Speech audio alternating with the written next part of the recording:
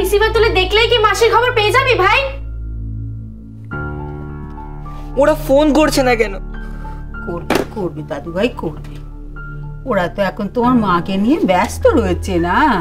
হ্যাঁ, তুমি এখানে এসে ঠান্ডা হয়ে একটু বসো তো দেখিনি, বসো। কেন তখন থেকে ওকে এটা ওটা করে বোঝাচ্ছ ঠাম্মা? ও তো বড় হয়েছে নাকি? ও তো বোঝে কি হতে পারে না পারে। আর ভালো লাগছে না ফুলকি, আর ভালো লাগছে না, এবার তুই একটু চুপ কর। কেন, আমি কি কিছু খারাপ বললাম নাকি? ভাই, মাসির অপারেশন মনে হয় এখনো হয়নি, তাই কেউ ফোন করে জানাচ্ছে না রে? অপারেশন হয়নি? না না, অপারেশন হবে। হ্যাঁ, আমার মনে হয় অপারেশন হতে সময় লাগছে, তাই ওরা কেউ ফোন করছে না। অপারেশন হয়ে গেলে ওরা ফোন করবে, ওরা ফোন করবে। তাই হলেই ভালো, কিন্তু ওই ছিলাম না কি যেন আছে না, সে যদি টাকাটা না দেয়, মানে আমার তো সন্দেহ হচ্ছে আদৌ ছিলাম টাকাটা দিতে পারবে কি না। তুই থামবি? কেন তুই মাঝে পড়ে কথা বলছিস? কেন নাক গলাচ্ছিস সব ব্যাপারে? হ্যাঁ, পারে আমার বুঝি মাসির জন্য চিন্তা হয় না? চিন্তা? তোমরা কি ভাবো বলো তো আমি জানি না, কিন্তু আমিও তো মাসিকে খুব ভালোবাসি, আমারও তো মাসির জন্য চিন্তা হয় নাকি? আর সেই চিন্তা থেকেই তো আমি কথাগুলো বলছি। কি আমার চিন্তা রে? চিন্তা? চিন্তা থেকে কথাগুলো বলছিস নাকি আমাদের মাথার মধ্যে চিন্তা আরো ঢুকিয়ে দেওয়ার জন্য বলছিস? ফুলকি দিদি, তুমি একটু চুপ করবে, আমার ভালো লাগছে না। কাঁদে না দাদু, ওই দেখো আবার কাঁদে। বৌমার কিচ্ছুটি হবে না দেখিস, সেটা বড় ভালো রে। ভালো মানুষদের কখনো ভগবান শাস্তি দেন না, তার ক্ষতি করেন না, দেখিস ভালো হবে। একটাও যদি খবর পেতাম। কি করে পাবি বল? যোগাযোগ করারই তো কোনো রাস্তা নেই না। টিপু কাকার মোবাইল আছে না ঠাম্মা? হ্যাঁ তো, কিন্তু নম্বর আমার কাছে আছে, আমার কাছে। তুমি দাঁড়াও, আমি নিয়ে আসছি, দাঁড়াও। শিখির শিখির শিখির।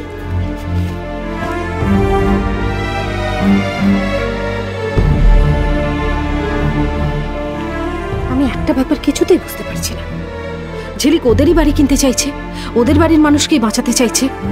কি সম্পর্ক ওদের ঝিলিকের সঙ্গে? কি চায় ঝিলিকের থেকে ওরা? দিদি, আমি বলি কি, মানে ব্যাপারটা একটু অন্যভাবে ট্যাকেল করলে বোধহয় ভালো হয়। মানে ঝিলিক যখন চাইছে তখন নয় পেশেন্টকে বার করলাম না, নার্সিং হোমেই থাকলো, কিন্তু দাঁড়া দাঁড়া দাঁড়া, ওই ব্যাপারটা নিয়ে আমি পরে কথা বলবো, আগে আমাকে জানতে হবে ঝিলিক এরকম কেন করছে। তৃপ্তি মাসে,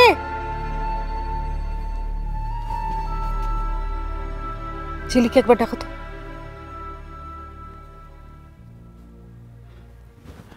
দিদি, দিদি আমি একটা কথা বলি, ঝিলিক এলে তুমি আবার যেন বকাঝকা করো না, বাচ্চা মেয়ে।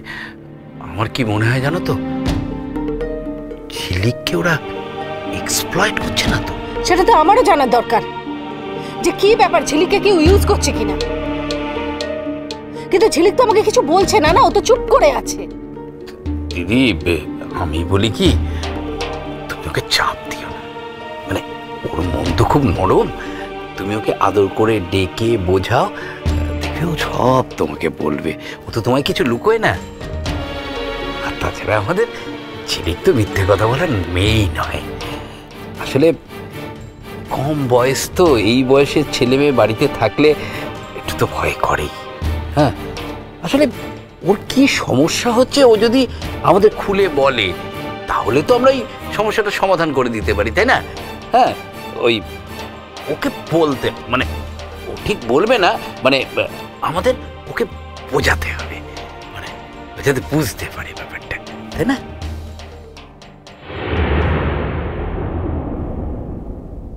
কি হলো?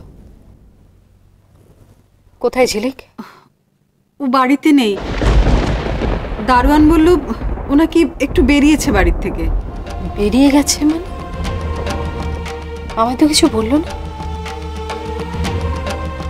চিন্তাটা আর একটু বেড়ে গেল।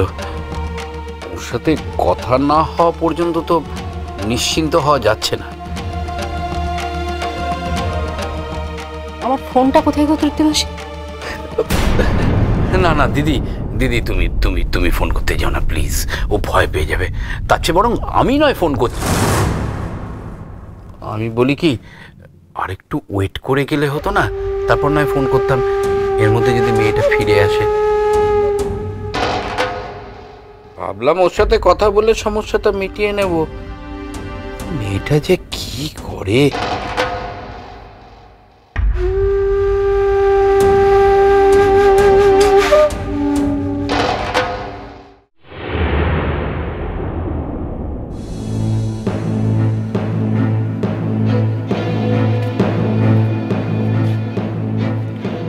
মামা 2 ঘন্টা তো হতে চললো, আমরা কিন্তু কি আমরা কিন্তু কি করব? কি বলতে চাইছিস? ঝিলাম সিং আর আসবে না? আমি সে কথা কখন বললাম? সেই কথাটা তুই বললি তো এক্ষুনি। তুই তো বলতে চাইছিস যে ও আসবে না, টাকা নিয়ে আসবে না। তার মানে আমরা একটা বড় ভুল করে ফেলেছি। এতগুলো টাকায় বেকার রাজি হয়ে গিয়ে কি করবো? প্রতিমাকে আর কত কষ্ট দেবো বাবা? কি করি বলুন তো? আচ্ছা আমাদের কে বাঁচাতে পারে এখন বলুন? কে বাঁচাতে পারে? তুই বল না, কে পারে? বড় বৌদি পারে? বড় বৌদিকে একটা ফোন করুন না বাবা, একটা ফোন করুন না। মেজা, কোনো লাভ হবে না। বড় বৌদি আমাদের কোনো হেল্প করবে না। যদি হেল্প করারই থাকতো তাহলে এতক্ষণে বর্দাকে তো একটা খবর দিতে পারতো। বর্দা তো ইজিলি এই টাকাটা দিতে পারে, কি পারে না? কিন্তু মেজদা, বিশ্বাস করো আমি এতক্ষণ এই আশাটাতেই ছিলাম, এখন দেখছি সেটাও হওয়ার নয়। তাতে কি করব? কি করব আমরা? আমরা সব আশা ভরসা ছেড়ে দেবো, বস থাকবো আমরা? প্রতিমাকে আর বাঁচাতে পারবো না, তাই তো? এটাই বলছিস তো তুই? সে কথা বলেনি। না তাই বলছে ও। না না দীপু সে কথা বলেনি। তুমি কেন বারবার একই কথা বলে যাচ্ছ? আমার আর কিছু ভালো লাগছে না। মেজ বৌমার কিছু হবে না। আমারও যেন কিছু ভালো লাগছে। আর দেখছেন, আপনি দেখছেন সকাল থেকে ঘরটাতে প্রতিমা পড়ে আছে, দেখতে পাচ্ছেন? দেখতে পাচ্ছেন এই ঘরটায় পড়ে আছে? আর কতক্ষণ পড়ে থাকবে এইভাবে ও? মা এখনো ওই ঘরেই পড়ে আছে? প্রতিমা যেরকম কষ্ট পাচ্ছে পাবে, আমরা কেউ কিচ্ছু করতে পারবো না। আমরা এখানে সব বসে বসে দেখবো। আপনি বলছিলেন না একটু আগে আপনার মন বলছে ভগবান সব ঠিক করে দেবে? আমার মন কি বলছে জানেন? বলছে যে প্রতিমা এখানে আছে, প্রতিমার বাঁচবে না, প্রতিমা আর বাঁচবে না। প্লিজ, তোমরা প্লিজ একটু চুপ করো। বাড়ি থেকে ফোন এসছে। মামি যদি এসব কথা জানতে পারে তাহলে মেজ বৌদি তো আছেই, মামিরও শরীর খারাপ হয়ে যাবে। প্লিজ একটু চুপ করো। হ্যালো হ্যালো হ্যালো দীপু কাকা। আমাকে দে। হ্যালো, হ্যাঁ তোরা কি রকম বেগ গেলি রে দীপু? হ্যাঁ একটা কোনো খবর দিচ্ছিস নি? কিছু না, কখন থেকে সেই ফোনের কাছে দাঁড়িয়ে রয়েছে একটা খবর পাবো বলে। হ্যাঁ তোমায় ছাড়া ঘুম আসি